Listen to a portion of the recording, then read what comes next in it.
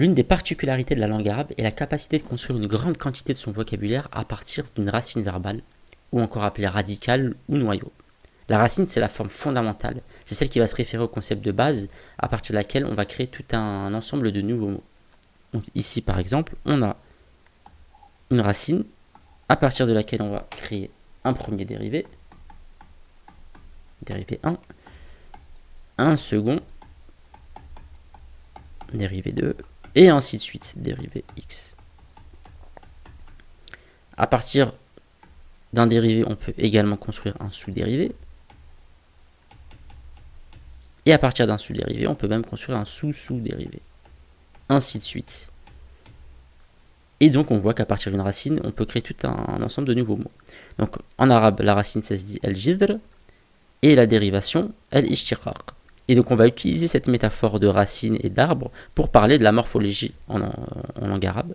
Parce que c'est toujours ce concept le concept phare de la morphologie, ce sera toujours ce concept de racine et d'embranchement qu'on appellera dérivé. Et donc à partir d'une racine, on va au dérivé, mais à partir d'un dérivé, on peut également revenir à la racine. On va voir ça à travers un exemple que je vous ai mis ici. Donc on a, changer peut-être de couleur, on a la racine kharaja, à partir de laquelle on va pouvoir créer kharaja, istakharaja, takharraja, kharraja, akharaja, khouraja, qui sont des dérivés. À partir de kharaja, on peut créer des sous-dérivés comme kharijun, khuruj, makharaj. À partir de kharijun, on peut créer kharijiyun, khawarij. À partir d'istakharaja, mustakhrij, mustakhraj. À partir de takharraja, mutakharrij. À partir de kharaja, ikhraj. Donc, à partir de kharaja, on a construit tous ces mots-là. Alors, si on y regarde de plus près, on constate que tous ces mots créés, ils ont bien kharaja en leur sein. Je laisserai vérifier tout ça. Auquel on a rajouté des consonnes et des voyelles, donc des nouvelles lettres pour créer de nouveaux mots. Alors, on va voir, est-ce qu'on peut faire ça avec d'autres racines. Donc, on va prendre sa, de, qa. À partir de sa, de, qa, on va construire sadiqun, masduqun, sidqun, tasaddaqa. Et donc, idem, ici, à partir d'une racine trilitère, qaf, on a construit ces nouveaux mots. Et quand on y regarde de plus près, on constate qu'ils ont à chaque fois les trois lettres, qaf, auxquelles on a rajouté des lettres supplémentaires et des voyelles. Donc, on constate qu'on peut le faire pour différentes racines. On va se concentrer sur les structures de rajout et on va essayer de voir comment on a fait pour rajouter ces lettres. Donc j'ai pris kharaja. À partir de kharaja, donc ici j'ai créé kharijun en rajoutant un alif. Ici j'ai rajouté un t et une shadda qui est un doublement de la consonne. Ici un waw. Ici un mim. Et ici les trois lettres ista. Donc là c'était des consonnes que j'ai rajoutées.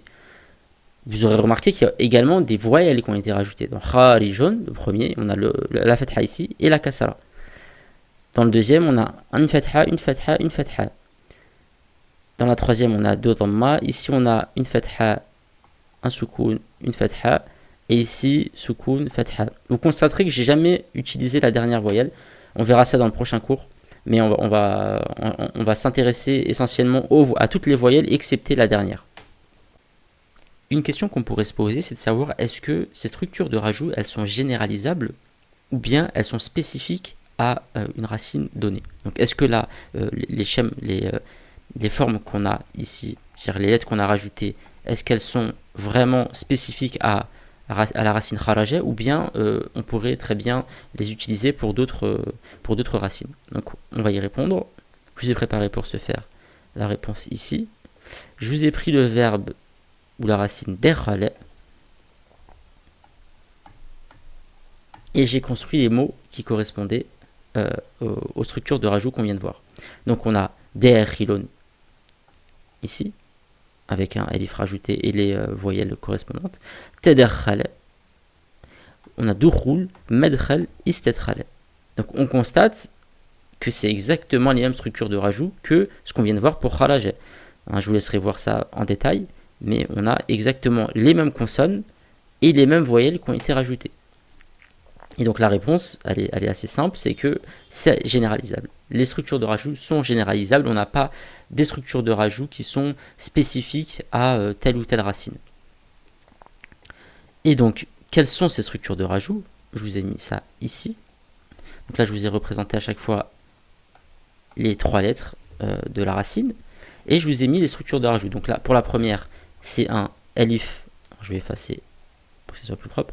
On a un alif ici, une fatha sur la première et une kasra sur la deuxième. Donc le alif entre la première et la deuxième. Pour le second cas, on a un ta avant la première lettre, une fatha sur la première, un shadda et une fatha sur la deuxième lettre. Ensuite, ici, on a en première position soukoun, puis entre les deuxième et troisième lettres, un waw. Ici, on a un mime en première position et les voyelles qui correspondent. Enfin, avant la première position, pardon. Et ici, on a les 3 lettres ista avant la première lettre et les voyelles correspondantes. Et donc voilà, si on applique exactement ces structures de rajout à dekhale ou à kharaja, on va avoir les mots qu'on a créés ici. Donc je vous laisse faire l'exercice si vous voulez, mais vous verrez qu'en appliquant exactement ces structures de rajout à ces deux racines, on a les mots qu'on a créés. Donc c'est généralisable, et pour ce faire, alors je vais effacer ça, pour ce faire, en langue arabe, on va utiliser une racine précise pour parler de ces structures de rajout, parce que vous conviendrez bien que c'est difficile de dire à l'oral qu'on a rajouté telle ou telle lettre, et de savoir qu'on parle de telle forme, parce qu'in fine, c'est des formes qui ont été créées. Donc on va utiliser la racine fa'ala, qui veut dire faire, c'est le verbe faire en langue arabe. Donc on va utiliser cette racine trilitère pour parler des structures de rajout. Donc ici, si on applique à fa'ala cette structure de rajout, ça nous donne fa'ilun. Ici, en deuxième position, tafa'ala. En troisième, fu'ul. Ensuite, mafa'al. Et enfin, istafa'ala. Et donc là, pareil, je vous invite à faire cet exercice, mais en rajoutant les structures de rajout, les lettres rouges et les voyelles correspondantes à fa'ala, vous verrez que vous avez exactement ces nouveaux mots. Et donc quand on va parler à l'oral de telle ou telle forme de rajout, telle ou telle forme verbale, on utilisera à chaque fois ça, fa'ilun, tafa'ala, fu'ul. On utilisera la racine fa'ala. C'est plus commode de parler comme ça que de dire un t avant la première lettre, une fatha, etc., etc.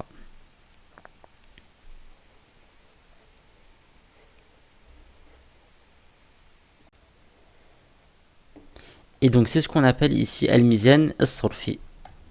Donc al-mizan as-sarfi. Mizan, ça veut dire la balance en arabe. As-sarfi, ça vient de sarf, la conjugaison, la morphologie. Et donc c'est la mesure qu'on va utiliser pour pouvoir peser les mots et voir quelle est leur forme. Donc la mesure qu'on va utiliser, ça va toujours être ce qu'on vient de voir ici, fa'ala, et c'est dérivé. Et donc c'est à chaque fois on va mesurer par rapport à fa'ala. Donc si on utilisait cette mesure, on sait que dakhilun et kharijun, ils sont communs en ce sens qu'ils ont la forme fa'ilun. Tadakhal et takharraja sont communs dans le sens où ils ont la forme tafa'ala et ainsi de suite. Donc c'est une façon de mesurer les choses et donc c'est al-mizan as-sarfi. Et donc pour résumer, quand on parlera du fait d'un verbe, d'une racine trilitère, en fait on parlera de la première lettre. Quand on parle du a d'un verbe, ce sera sa deuxième lettre. Et quand on parle du lem d'un verbe, ce sera sa troisième lettre. Par exemple, on a najaha. Son fait, c'est le noun de najaha qui veut dire réussir en langue arabe. Son a, c'est le jim. Et son lem, c'est le ha. Pareil pour sa'ala, on a ici son fait, c'est le sa de sa'ala. Son a, c'est la hamza de sa'ala. Et son lem, c'est le lem. Le lem de fa'ala, c'est la troisième lettre, c'est un lemme, donc le lemme de CLS, c'est un lemme réel. Alors ça, c'est des racines trilitères.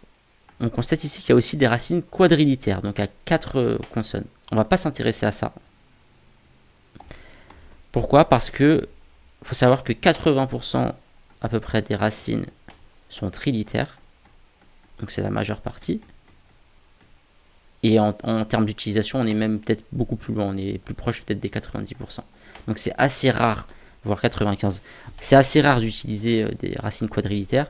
Et dans une première lecture, on ne va pas s'intéresser à des choses qui sont assez rares. On va se concentrer sur les racines trilitères et maîtriser tout ça pour ensuite aller sur du quadrilitère. Maintenant qu'on a vu la construction des formes, des nouvelles formes à partir des différentes racines, on va s'intéresser maintenant au sens de ces formes-là. Donc je vous ai mis un petit tableau ici, où j'ai repris kharaja et dekhala, les deux racines qu'on vient d'étudier. Et on va essayer de réfléchir un petit peu sur cette question, est-ce que un même rajout en termes de forme et de structure, un même rajout de lettres, induit un même rajout en termes de sens. Et donc, sur ce tableau, je vais peut-être agrandir un peu.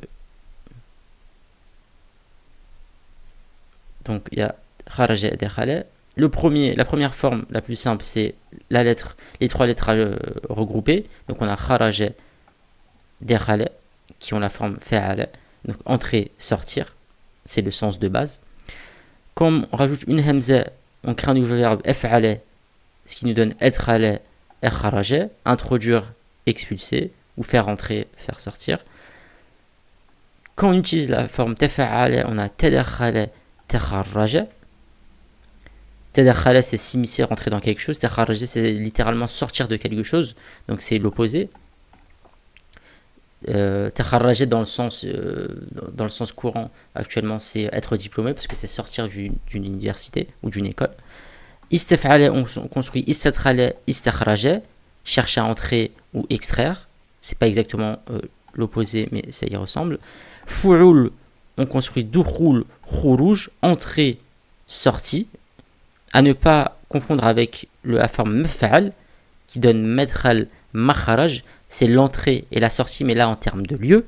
Un dukhul et khuruj, c'était l'entrée et la sortie en termes d'action, le fait d'entrer, le fait de sortir. Et madkhal, makharaj, c'est entrée, sortie en termes de lieu. En anglais, c'est la porte exit pour la sortie, par exemple. Fa'ilun, ça nous donne dakhilun, kharijun, entrant, sortant. If'al, ça nous donne idkhal, ikharaj, introduction, expulsion. Istif'al, istikharaj, istidkhal, et istikharaj, intériorisation, extraction. Donc là, on voit quand même qu'il y a pas mal d'opposés. La majeure partie des mots, c'est des opposés. Parce qu'à la base, les deux racines sont opposées, entrer et sortir sont des opposés. Et les nouvelles formes qu'on a construites à partir du rajout des lettres, ça donne aussi des opposés. Donc là, on voit quand même que le rajout des lettres, c'est pas que de la construction, ça va induire quelque chose en termes de sens. C'est-à-dire qu'on va construire aussi un sens nouveau qui sera lié à la forme, aux lettres qu'on a rajoutées. Donc ce qui nous amène au tableau récapitulatif que j'ai mis ici. Donc c'est le tableau qui va récapituler l'ensemble des formes que l'on va étudier au cours de cette leçon de morphologie. Et donc j'ai repris le schème de base qui est fa'ala, le schème qu'on utilise ou la forme qu'on utilise pour peser l'ensemble des mots. Et donc on peut très bien imaginer qu'on remplace fa'ala par n'importe quelle racine, kharaja, dekhala ou autre. Et donc on va construire tout un ensemble de nouvelles formes. Et tout ça c'est résumé dans ce tableau-là. Un tableau constitué d'à peu près une cinquantaine de cases. Alors il n'est absolument pas exhaustif, on aurait pu en rajouter. Alors première remarque sur ce tableau, c'est qu'il se décline en deux dimensions. Une dimension verticale et une dimension horizontale. Dans la dimension horizontale, on constate que c'est des noms qui vont être créés. Donc on va mettre de côté le présent, c'est simplement la conjugaison au présent des verbes à chaque fois, de la racine qui est au passé. des formes au passé. Et donc, on peut construire al-masdar, ismul fa'il, ismul maf'ul, ismul makin wa zaman. On verra dans le détail ce que ça veut dire, ce que ça signifie. Alors, c'est absolument pas exhaustif, hein, on n'a pas tout mis parce qu'il y a d'autres types de leçons, mais voilà, on va s'en tenir à ça. Donc, ça, c'est des noms qui vont être créés, comme fa'ilun, on avait vu tout à l'heure, dakhilun, kharijun, entrant, sortir, pour ce qui est de fa'ilun. Maf'al, ismul makin wa zaman, on avait makhraj, madkhal, qui était l'entrée et la sortie. Donc, c'est des noms. Dans un deuxième temps, on va étudier les verbes qu'on peut créer à partir de la racine. Donc, à partir de fa'ala, on a fa'ala avec la shadda sur le ha, fa'ala, af'ala, tafa'ala, tafa'ala, infa'ala, ifta'ala, if'ala, istaf'ala. Donc ça fait 10, de 1 à 10 formes verbales. Et donc chacune de ces formes verbales, on peut les combiner également avec les leçons là qu'il y a ici, hein, ismul fa'al, ismul fa'ul, ismul makan wa zaman qu'on verra, pour former des nouveaux noms également. Et donc, si on s'en tient à ce tableau-là, on retire la colonne du présent, ça nous fait une cinquantaine de dérivés. Et encore, ça, comme ce que je disais, c'est absolument pas exhaustif parce qu'on n'a pas, par exemple, rajouté les adjectifs, le superlatif, il y avait les pluriels. Bref, il y a d'autres choses à voir également, mais si on s'en tient juste à ce tableau-là, on a une cinquantaine. Donc à partir d'une racine, on peut construire potentiellement une cinquantaine de formes. Donc ça, c'est très intéressant, parce que ça voudrait dire qu'en maîtrisant toutes ces formes-là, qui sont en nombre limité et qui ne changent pas, hein, c'est vraiment des règles qu'il faudra bien respecter. Donc en maîtrisant ces formes-là, on en vient à la conclusion qu'on peut multiplier son vocabulaire très facilement. Et donc, c'est tout l'enjeu de ce cours de morphologie, c'est de maîtriser toutes ces formes pour, in fine, pouvoir multiplier son vocabulaire assez rapidement. Et donc, à chaque fois que vous avez une nouvelle racine, vous lui appliquez les formes en question et vous pouvez déduire le sens nouveau des mots. Donc ça demande quand même un travail, un coût en termes de travail, hein, parce qu'il faut maîtriser toutes ces formes. Mais une fois qu'on a vu toutes ces leçons, qu'on maîtrise la construction des formes, des nouveaux formes qu'on appelle des schèmes, on verra juste après hein, la terminologie exacte, et ben on a vraiment la capacité de maîtriser et de progresser en langue arabe de manière beaucoup plus efficiente. Et voilà, si je peux me permettre cette métaphore, d'aller dans l'océan de la langue arabe avec des outils beaucoup plus performants qu'y aller sans avoir la maîtrise de ces outils-là. Donc l'objectif, c'est qu'à la fin, vous soyez capable de vous accaparer ce tableau-là et que vous compreniez toutes les cases et que vous puissiez vous-même construire les formes à partir d'une racine. Donc ça sera l'enjeu de ce cours-là. Et je vous ai mis juste à côté, alors si j'arrive, donc ça c'est un petit arbre que j'ai utilisé moi-même pour former les cours. Et donc c'est al-Masraf, et c'est l'ensemble des leçons qu'on va voir. Et donc là, on a sarf, on aurait pu mettre une racine ici, hein, une racine fa'ala, et chaque bout de branche, chaque extrémité de branche, on peut construire une nouvelle forme. Donc là, on a al-af'al, je vais agrandir un peu pour que vous voyez. Al-af'al, c'est les verbes, et donc on a les 10 formes verbales dont on vient de parler juste à l'instant, de 1 à 10. On a d'autres choses, al-majhoul, on verra pas ça tout de suite, mais il y a encore d'autres formes verbales qu'on sera amené à voir, incha'Allah. Et dans al-asma, donc les noms, on a tout ça également. Donc ism al-masdar, masdar mimi, masdar sina'i, al-hay'a, marra, ism al-fa'il, ism al-maf'ul, الصفة المشبهة, اسم الزمان والمكان, صيغة المبالغة, اسم الآلة, etc., etc. Et donc voilà, chaque bout de branche, ça correspond à une leçon ou à une forme qu'on peut construire à partir de la racine. Donc tout ça, on va essayer de le voir en détail pour que, voilà, à partir d'une racine verbale, vous soyez en mesure de construire des nouvelles formes et multiplier votre vocabulaire en conséquence. Donc voilà pour ce premier cours qui était assez long. Il était assez difficile. Donc voilà pour ce premier cours. On va s'en tenir à là. Il y a eu beaucoup d'informations, beaucoup de choses à digérer. Vous n'êtes pas censé maîtriser tout, hein. C'était vraiment, je vous ai fait, si ce n'est le début du cours où on expliquait un peu le fonctionnement de la langue avec la racine et autres. Vous n'êtes pas censé maîtriser tout ce qu'on vient de faire en dernière partie, hein. Ça, c'est des choses que vous verrez au fur et à mesure. C'est juste pour vous faire prendre conscience de comment on va travailler et de qu'est-ce qu'on va voir et de la potentialité des leçons qu'on va voir et des connaissances que vous allez acquérir au fur et à mesure. Donc c'était tout ça l'enjeu. Là, dans un second tour, on va rentrer un petit peu plus dans certains détails techniques ou de terminologie qu'on n'a pas pu voir ici. Donc ça sera un cours qui viendra juste après. Et ensuite, on rentrera, Inch'Allah, dans le vif du sujet, à savoir de prendre les cours au fur et à mesure et les traiter un par un pour pouvoir bien, bien les faire.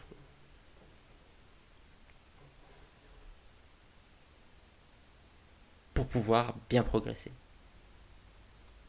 Et progresser, Inch'Allah.